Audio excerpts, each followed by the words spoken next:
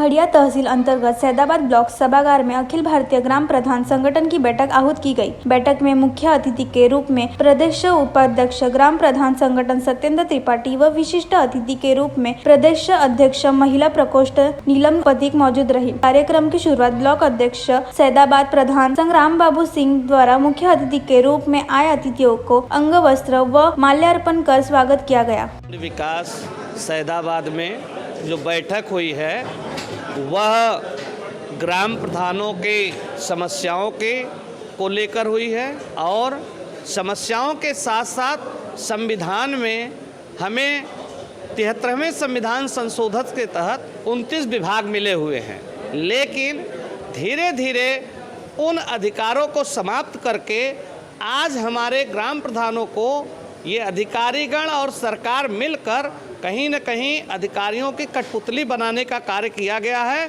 जिस संबंध में आज की बैठक हुई और हमारे सभी पंचायत के अध्यक्ष निर्णय लिया है कि जो हमें संविधान में अधिकार मिले हैं उसके तहत ही हम कार्य करेंगे।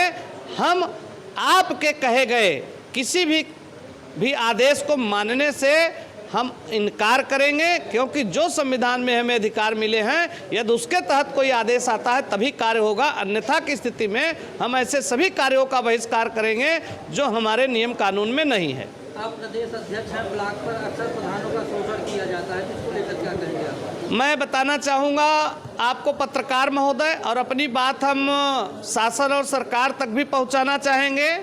जो हमारे ग्राम प्रधानों का शोषण हो रहा है, यदि यह शोषण बंद नहीं हुआ तो अपनी यह सेना को लेकर, अपने ग्राम प्रधानों को लेकर हम बड़े पैमाने पर ब्लॉकों में ताला लगाने का कार्य करेंगे और जिले स्तर पर डीएम के गेट पर ताला लगाने का कार्य करेंगे।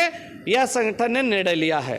एक देश एक पंचायत की बात आप कर रहे थे, तो इसको कैसे संभव होगा? ये संभव है, इसमें कहीं किसी प्रकार की दो राय नहीं है। जैसे सरकार यह कह रही है कि एक देश एक कानून, यूनिफॉर्म सिविल कोड के नाम पे कह रही है कि एक देश एक कानून, तो वैसे हमें पहले ही 73वें संविधान संशोधन के आधार पर यह संसद में मिल गया है। बापू गांधी जी के पद चिन्हों पर चलते हुए उनके विचारों को ध्यान में रखते हुए संसद भवन में हमें यह अधिकार प्राप्त हो चुके हैं। अन्यथा सरकारें ये हमारे ऊपर गुलामी कर रही हैं, हमारे पंचायत को गुलाम करके रखी हैं। तो इसलिए पत्रकार महोदय आपसे कहना चाहूँगा कि एक देश एक पंचायत यह होनी चाहिए और यह हम करके हमारा संगठन अब जाग चुका है, हम इसको करा कर रहेंगे। इसमें किसी भी सरकार को कहीं भी नियम कानून पास करने की ज़रूरत नहीं है, वह सब हमको मिला हुआ है। ये सिर्फ उसका अतिक्रमण किए हैं, उस अतिक्रमण को हम हटाने का कार्य करेंगे। आप ग्राम प्रधानों से कह रहे थे कि जो प्रधान होता है सिर्फ उसकी जाति प्रधान होना चाहिए, तो ऐसे भी क्या संदेश देना चाहेंगे? इसलिए देना चाहते हैं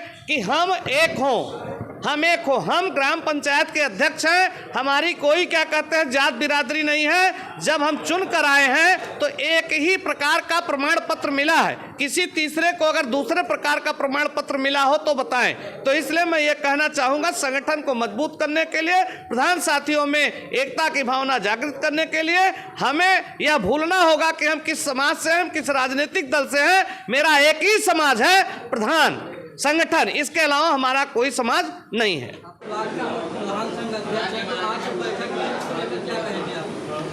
आज की बैठक में प्रधानों का जो शोषण हो रहा था उस पर विचार किया गया है और उसके बाद उस पर अगर यहाँ पे अधिकारी उस पर अमल में ना लाएं तो उसके ऊपर कार्रवाई होगी।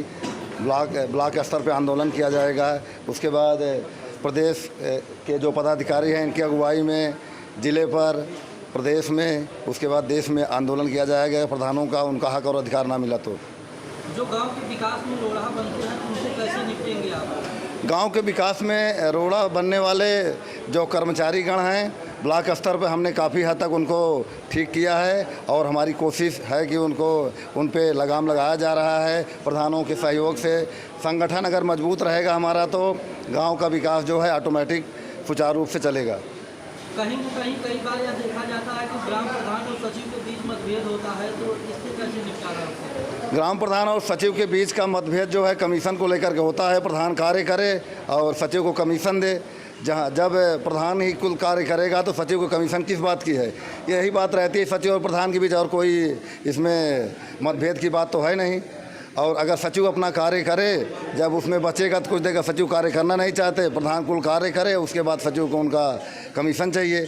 अगर प्रधान कार्य कर रहा है, ईमानदारी से कार्य कर रहा है, तो सचिव को तो पेमेंट मिलती है तनख्वाह के रूप में 30-35 हज़ार रुपये। प्रधान को क्या मिलता है? प्रधान को तो वही काम करने के बाद थोड़ा मोड़ा बच जाता है, वही है। उसमें प्रधान के पास बहुत खर्चा होता है।